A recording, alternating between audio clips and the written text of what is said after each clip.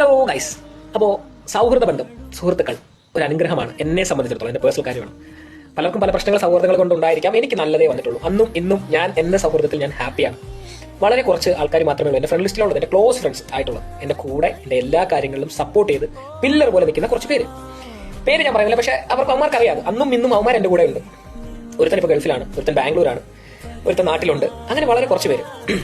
അങ്ങനെ പറയുമ്പോൾ എൻ്റെ ബ്രേക്കപ്പ് ടൈം, അതായത് നമ്മുടെ ജീവിതത്തിൽ പ്രണയിക്കാത്ത ആൾക്കാരില്ല, എല്ലാവരും ഞാൻ പറയുന്നത് പ്രണയിക്കാത്ത ഒരു പ്രണയങ്ങളും ഇല്ലാത്ത ഒരാൾ പോലും കാണില്ല, വൺ സൈഡെങ്കിലും.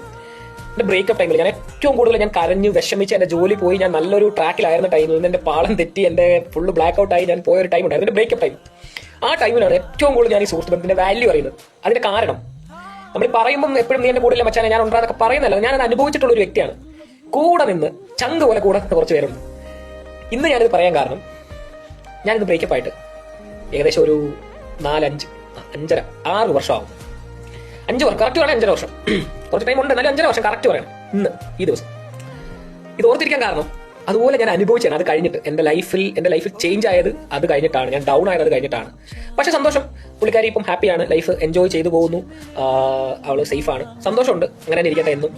എന്നാൽ പോലും എൻ്റെ സുഹൃത്തുക്കൾ അന്നും ഇന്നും, ഞാൻ വെറുതെ പറയുമല്ല, അത് എന്നെ കുറിച്ചും എൻ്റെ സുഹൃത്തുക്കളെ കുറിച്ച് അറിയാവുന്ന ആൾക്കാർക്ക് അറിയാം, ഭയങ്കര ഹാപ്പിയാണ്. എനിക്കത് ഒരു ഭയങ്കര ബോണസ് ആയിട്ടാണ് ഞാൻ കരുതുന്നത്. കാരണം അവന്മാരുടെ ലൈഫിൽ ഉള്ളത് എൻ്റെ എന്ത് കാര്യത്തിലും, ഇപ്പോൾ ഒരു സിനിമയ്ക്ക് പോകണമെങ്കിൽ, അല്ലെങ്കിൽ ഫുഡ് കഴിക്കാൻ പോകണമെങ്കിൽ, ട്രിപ്പിന് പോകണമെങ്കിൽ, എല്ലാം ഒരു ടെൻഷനും ഇല്ല, എനിക്ക് ഫ്രീ ആയിട്ട് പോവാം.